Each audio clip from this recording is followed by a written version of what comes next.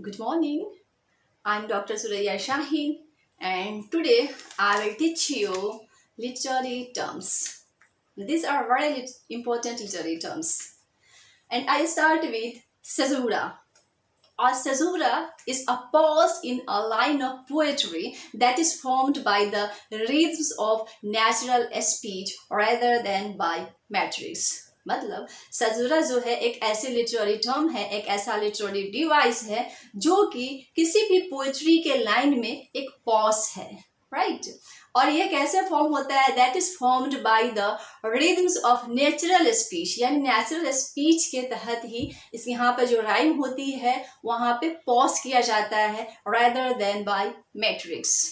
As caesura will usually occur near the middle of a poetic line, but can also occur at the beginning or the end of the line. यानी जो caesura होता है वह किसी भी poetic line के middle में भी अकर हो सकता है, यह बिगिनिंग में भी हो सकता है और यह एंड में भी हो सकता है. तो सेजरा का सिंबल आप देख सकते हैं.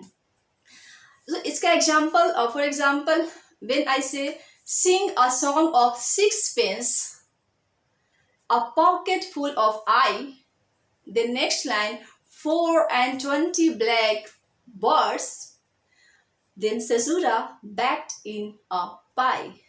तो इन दोनों सेंटेंस में जो हम देखते हैं, जो बीच में आपका जो टू वर्टिकल लाइंस आपको दिख रहा है, जो सिंबल वह caesura है. So this two vertical lines is the symbol of caesura, and caesura is the pause in a poetic line, right? Clear? Next is enjambment. Enjambment is also a literary device when one line of poetry runs into the next line with no punctuation to slow the reading. यानी enjambment जो है वह ऐसी literary device है जो कि क्या है, किसी भी पोएट्री में उसकी जो पोएम की जो लाइन होती है वह एक लाइन से दूसरे लाइन में रन करती है, और वो भी विदाउट पंक्चुएशन और without full stop, right. So enjambed lines of poetry don't have punctuation marks at the end. enjambed lines of poetry जो होता है उसमें कोई पंक्चुएशन ऑफ लाइन नहीं होगा आपको पोएम के एंड में, राइट, उसके लाइन के एंड में. So it doesn't and with full stop, या फुल स्टॉप के साथ एंड नहीं होता है. इसमें एक लाइन पोएट्री का दूसरे लाइन में विदाउट फुल स्टॉप रन करता है, इसलिए इसे यह भी कहा जाता है run on line. Very important point. enjambment is also called run on line.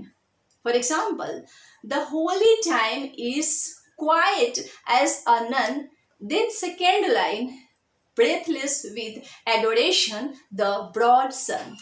So in these two lines, what you find, the first line runs into the next line without punctuation or without full stop. So it is example of enjambment. यानी इसमें एक line जो poetry का है वह दूसरे में run करता है, वो भी without punctuation, without full stop. That's why it is called run on line. Clear? Next literary term is hyperbole.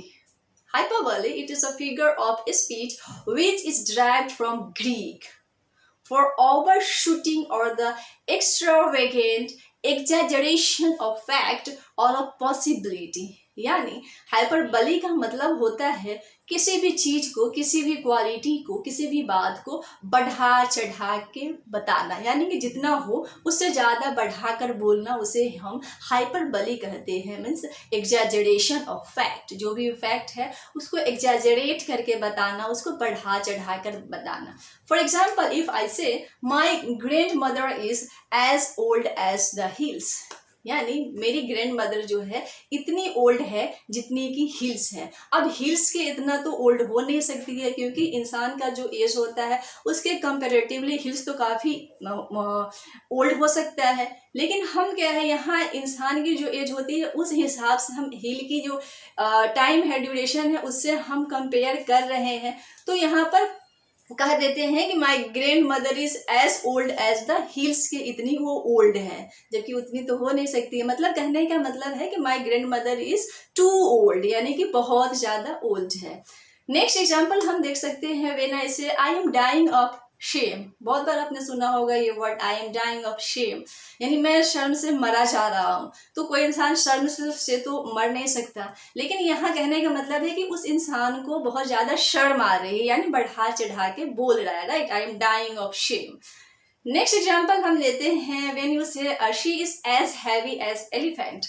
अब कोई इंसान तो उतना एलिफेंट की इतना तो हैवी हो नहीं सकता, लेकिन वो इंसान जो है वो एलिफेंट के कंपेरेटिवली क्या है कि शी मीन्स एज हैवी है, इंसान की कंपेरेटिवली में वो बहुत ज़्यादा हैवी है, इसलिए उसका एलिफेंट से कंपेयर करके यानी बढ़ा चढ़ा के बताया जा रहा है कि she is as heavy as elephant, वह एलिफेंट के इतना हैवी है, राइट।